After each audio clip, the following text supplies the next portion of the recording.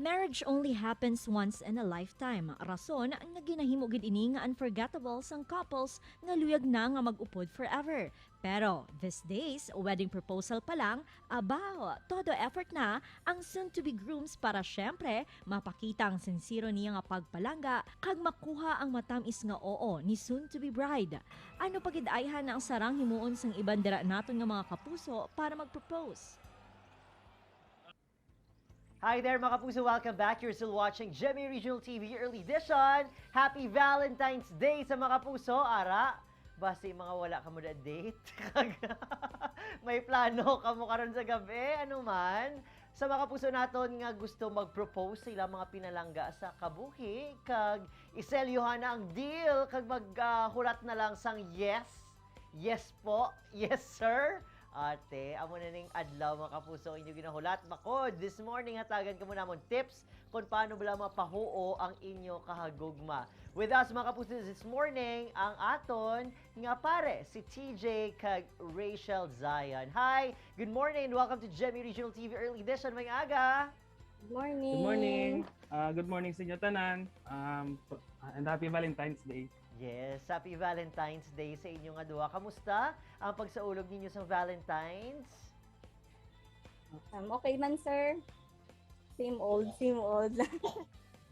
TJ, this morning, istoryahan naton ang natabo sang 2016 kung sa diin nagpatigayon ikaw sa isa ka pinasahi nga wedding proposal, nag-flash mob pa. Now, I wanted to know, paano mo to ginplano?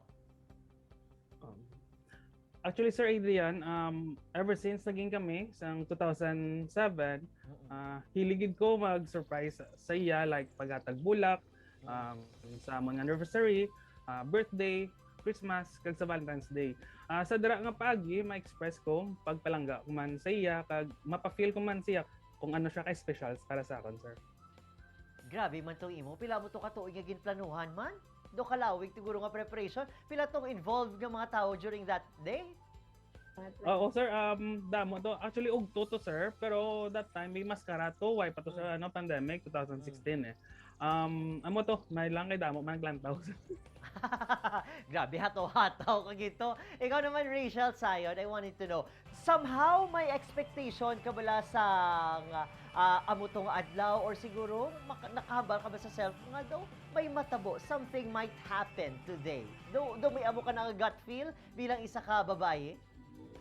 Honestly, Adrian, galaing gito buot ko sa iya kay the day before, kaging rason niya pa nga birthday sang barkada niya nga babae. And then few weeks prior, do nag-try na siya sa akon, wala ka communicate, wala mayo mayo gatag time. Tapos amo to natingala ko kung ano ang iya bala nga problema sa akon.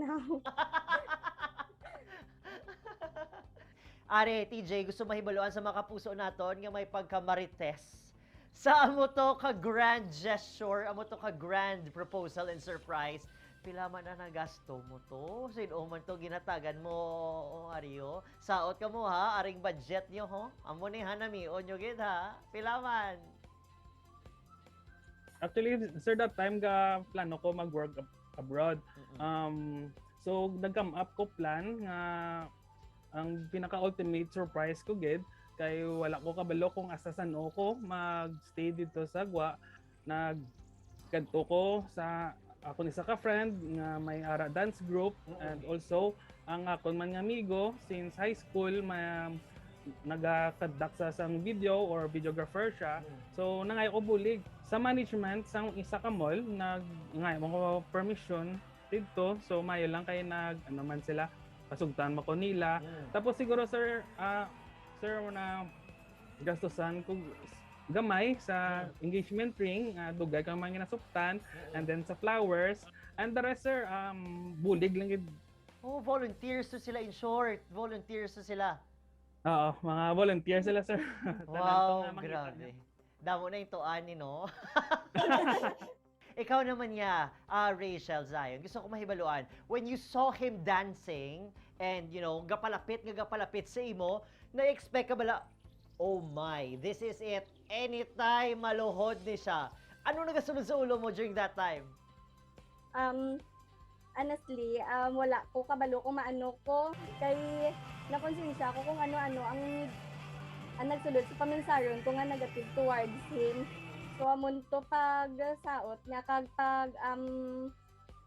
pagtukar sang Will You Marry Me, may gut feeling na gid ko kag do na confirm ko nga maano na siya, ma-propose siya. Pero at the back of my mind, yes sir, ano ko nakulbaan ko kay base wala siya kalisensya kay mama kag kay papa.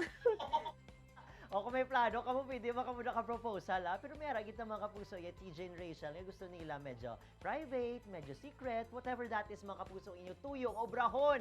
Do it, mga kapuso, with all sincerity. Bangod, kung ang isa ka persona sincere siya ginahambal, nothing else would go wrong. Happy Valentine's sa inyo, TJ and Rachel. Good morning! Time sir. Morning, Sir Luat. Happy Valentine's Day, you. man. Thank you. Ini ang GMA Regional TV Early Edition.